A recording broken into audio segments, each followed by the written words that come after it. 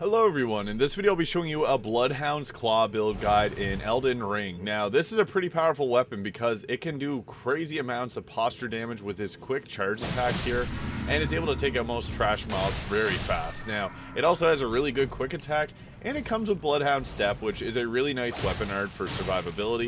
It allows you to also get heavier armor if you don't want to go with a medium roll. You can just use this as your roll because L2 is a pretty easy button to press. You can just tap your way around, dancing around the enemies and avoiding their attacks. It has minimal FP usage, and then the nice thing is once you get in close you can attack, and then you can dash to the backside and attack again.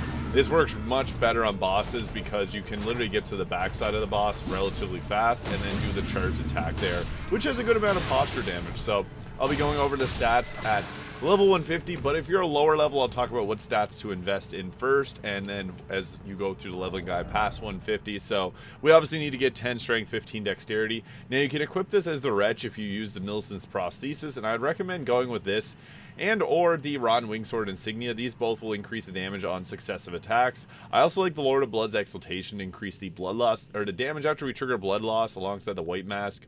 And then also the Gravebird armor. This is also the same as the Raptor's black feathers in the main game, as that's going to increase our jump attack damage, which is pretty good on this. Now at level 150 I have 50 vigor, 25 mind, 34 endurance, 12 strength, 72 dexterity, 15 faith, and 16 arcane.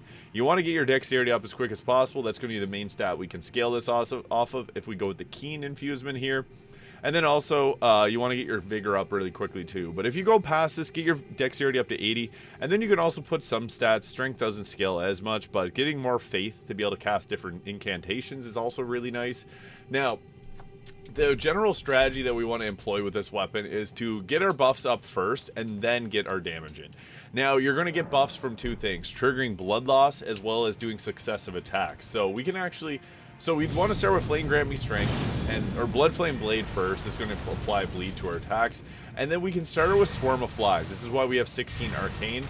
Now whenever we do this, it can trigger, see we already got the Blood Loss build up for 30% extra damage. So now our attacks are like one-shotting. It's pretty good. So previously we had to do 2 attacks to be able to take out the enemy like that. So that's a big spike to our damage. And then our charge attacks are also quite powerful too. So that is the beauty of this build, is you get pretty fast damage build up.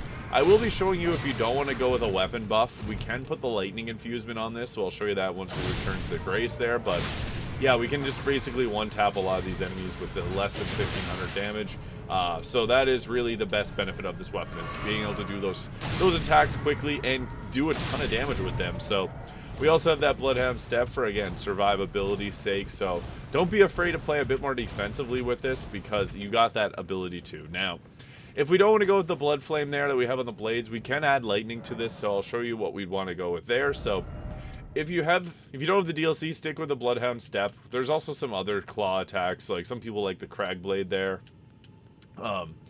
I think personally, like Divine Beast Frost Stomp can be a really good one because it'll also give you Frostbite buildup, which is huge. Even the Poison Flower Booms twice will give us the poison buildup alongside that.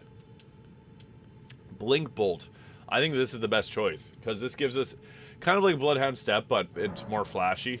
And lightning damage will scale off of our dexterity. So once we equip this, we don't even have to go with the Blood Flame Blade. We can't use it because it's infused already. But I would also recommend just starting with the Swarm of Flies to be able to get the blood loss build up first. I like to do 2 castings of it and then 2-hand the weapon. And then we can go in, and now we don't even have to buff the weapon up, and we already got those attacks that'll pretty much one-shot. So that is the beauty of this build. But we also get the Blink Bolt, which is like Bloodhound Step, but we get a bit more of a dodge, and it also deals lightning damage. So that is the cool thing about that, is you got this to zip around the battlefield and then also trigger blood loss buildup, but deal lightning damage as well, which is a pretty good damage type. So that was 2,500 damage there.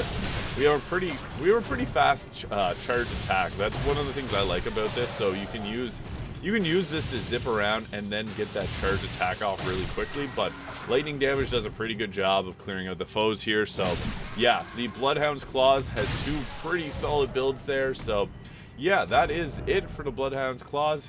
If you found this video useful, please hit the subscribe button below. Thank you so much for watching, and I'll see you all in the next video.